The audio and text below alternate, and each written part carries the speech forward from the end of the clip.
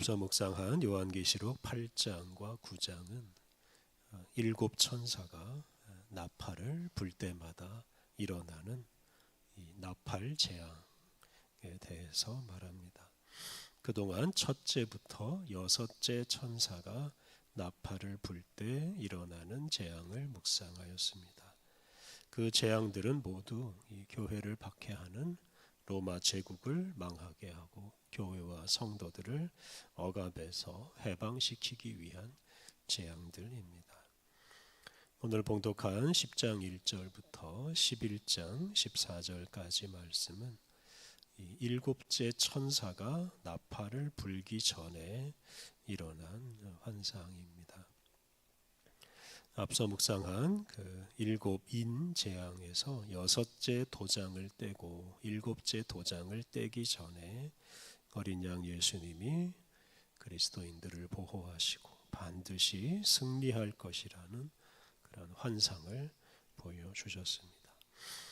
14만 4천 명의 이마에 도장을 찍는 환상이 바로 그것이었는데요.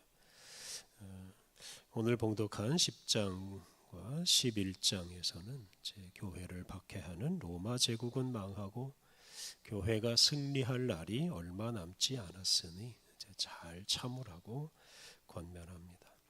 이렇게 이제 일곱째 천사가 나팔을 불기 전에 이런 교회에게 승리의 확신을 줍니다. 오늘 봉독한 10장 말씀은 하늘에서 내려온 한 천사가 요한에게 작은 두루마리를 건네주는 이야기입니다. 1절 내가 또 보니 힘센 다른 천사가 구름을 입고 하늘에서 내려오는데 그 머리 위에 무지개가 있고 그 얼굴은 해 같고 그 발은 불기둥 같으며 힘센 천사 하나가 구름에 둘러싸여서 하늘에서 땅으로 내려옵니다. 그런데 그 천사의 머리 위에는 무지개가 있고 얼굴은 해 같고 발은 불기둥 같다고 하였습니다. 이런 묘사는 하늘에서 내려오는 천사에게 엄청난 권위가 있고 그가 큰 일을 할 것을 암시합니다. 2절 그 손에는 펴 놓인 작은 두루마리를 들고 그 오른발은 바다를 밟고 왼발은 땅을 밟고 그 하늘에서 내려온 천사의 손에 작은 두루마리가 있습니다. 그 작은 두루마리가 봉해져 있지 않고 펴 있는 상태입니다. 이 작은 두루마리는 5장에 나오는 그 일곱인으로 봉한 두루마리와 비교됩니다. 5장에 나오는 두루마리는 어린 양 예수님에게 넘겨졌는데 이 작은 두루마리는 이제 9절 10절을 보면 요한에게 직접 전달됩니다. 그리고 그 내용은 이제 11장에 나옵니다. 그런데 이 천사가 오른발을 바다에 또 왼발을 땅에 딛고 있었다고 말합니다. 이것 역시 이제 천사의 권위에 대해서 말하는데요. 그의 권위가 바다와 땅, 즉 온 세상에 미친다는 뜻입니다. 그리고 그가 가지고 있는 그 작은 두루마리의 내용도 이렇게 바다와 땅과 온 세상에 영향을 미치는 책이라는 것을 암시합니다. 3절 사자가 부르짖는 것 같이 큰 소리로 외치니 그가 외칠 때에 일곱 우레가 그 소리를 내어 말하더라. 하늘에서 내려온 천사가 이 사자가 부르짖는 것처럼 큰 소리로 말하니까 이제 그것에 응답해서 일곱 우레, 즉 일곱 개의 천둥이 소리를 냈습니다. 4절 일곱 우레가 말을 할 때에 내가 기록하려고 하다가 곧 들으니 하늘에서 소리가 나서 말하기를 일곱 우레가 말한 것을 인봉하지 말고 기록하지 말라 하더라. 요한이 그 일곱 우레, 일곱 천둥이 말하는 소리를 듣고 그것을 듣고 기록하려고 하자 하늘에서 그것을 인봉하라, 즉 비밀에 붙이라 말하고 기록하지 말라라고 하였습니다. 이것은 이제 일곱 우레가 말하는 그 소리에는 관심을 두지 말라 뜻이기도 합니다. 그 일곱 우레가 말하는 소리보다 더 중요한 것은 그 천사의 손에 있는 그 작은 두루마리입니다. 5절 내가 본 바 바다와 땅을 밟고 서 있는 천사가 하늘을 향하여 오른손을 들고 세세토록 살아계시니 곧 하늘과 그 가운데 있는 물건이며 땅과 그 가운데 있는 물건이며 바다와 그 가운데 있는 물건을 창조하신 이를 가리켜 맹세하여 이르되 지체하지 아니하리니.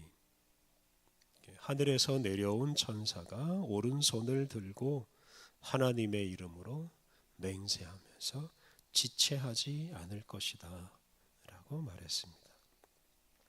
이때 하나님을 하늘과 땅과 바다 그리고 그것들 안에 있는 모든 물건을 창조하신 분이라고 소개하였습니다. 이것을 요약하면 온 세상 모든 것을 하나님이 창조하셨고 이 세상 모든 것이 하나님의 손에 달려 있다라는 뜻입니다. 이렇게 모든 것을 당신의 뜻대로 하시는 하나님께서 지체하지 않고 머지 않아서 당신의 뜻을 이룰 것이다 라고 하늘에서 내려온 천사가 말했습니다. 이 말씀은 하나님께서 로마 제국의 박해를 받는 성도들을 그냥 내버려 두지 않으시고 곧 구원하실 것이라 하는 뜻입니다. 7절 일곱째 천사가 소리 내는 날 그의 나팔을 불려고 할 때에 하나님이 그의 종 선지자들에게 전하신 복음과 같이 하나님의 그 비밀이 이루어지리라. 앞서 말씀드린 대로 오늘 본문은 일곱째 천사가 나팔을 여섯째 천사가 나팔을 불고 일곱째 천사가 나팔을 불기 전에 일어난 일입니다. 그래서 하늘에서 내려온 천사는 이제 앞으로 일곱째 천사가 나팔을 불 텐데 그 나팔을 불면 일어날 일을 미리 말해줍니다. 그때 그의 종 선지자들에게 전하신 복음과 같이 하나님의 은밀한 계획이 이루어질 것이다 라고 말했습니다. 그의 종 선지자들에게 전하신 복음, 이 복음이 무엇이겠습니까? 그것은 교회를 박해하는 세력은 망하고 교회를 보호하신다 하는 기쁜 소식입니다. 그래서 일곱째 천사가 이제 그 나팔을 불면 하나님의 그 계획이 이루어질 것이다 라고 말했습니다. 8절 하늘에서 나서 내게 들리던 음성이 또 내게 말하여 이르되 내가 가서 바다와 땅을 밟고 서 있는 천사의 손에 펴 놓인 두루마리를 가지라 하기로. 요한에게 하늘에서 내려온 천사로부터 그의 손에 그 펴 놓인 두루마리를 받으라 하는 음성이 들려옵니다. 9절과 10절 내가 천사에게 나아가 작은 두루마리를 달라 한즉 천사가 이르되 갖다 먹어버리라. 내 배에는 쓰나 내 입에는 꿀같이 달리라 하거늘 내가 천사의 손에서 작은 두루마리를 갖다 먹어버리니 내 입에는 꿀같이 달아 먹은 후에 내 배에서는 쓰게 되더라. 하늘에서 들려오는 음성을 들은 요한이 그 하늘에서 내려온 천사에게 두루마리를 달라라고 요구하자 천사는 두루마리를 요한에게 주면서 두루마리를 먹어버리라 라고 말합니다. 먹어 해치우라, 먹어서 없애라 하는 뜻입니다. 그래서 하나님의 말씀이 적힌 그 두루마리를 먹는다는 것은 하나님의 말씀을 가장 완전한 방법으로 받아들인다 하는 것입니다. 하나님의 말씀은 단지 눈으로 읽어서 받아들여서는 안 되고 그 말씀을 받아먹고 해치움으로써 마음 깊은 곳까지 받아들이고 또 그 말씀이 우리의 삶으로 실현되어야 합니다. 요한이 두루마리를 받아서 먹으니까 그것이 입에는 꿀같이 달았는데 배에서는 쓰게 되었습니다. 달게 먹었는데 그 먹은 후에는 고통이 있었다는 뜻입니다. 그래서 이 작은 두루마리에 적힌 하나님 말씀에는 즐거운 말씀도 있지만 고통스러운 말씀도 있다 뜻입니다. 그 두루마리 안에는 성도들에게 승리를 약속하는 말씀이 있는데 11장에 나오는 대로 고난을 좀 더 받아야 된다 하는 말씀도 담겨 있습니다. 11절 그가 내게 말하기를 네가 많은 백성과 나라와 방언과 임금에게 다시 예언하여야 하리라 하더라. 요한이 받은 그 두루마리에 적힌 말씀은 단지 교회를 위한 말씀이 아니고 많은 나라와 백성과 방언과 임금, 즉 온 세계 모든 통치자들을 상대로 하는 말씀입니다. 요한계시록은 온 세상의 유일한 통치자이신 어린 양 예수님이 세계 모든 나라와 통치자들을 굴복시키고 당신의 뜻을 속히 이루실 것을 예고하는 이야기입니다. 그래서 요한은 이제 이 말씀을 교회뿐만 아니라 온 세상 모든 통치자들에게 선포해야 합니다.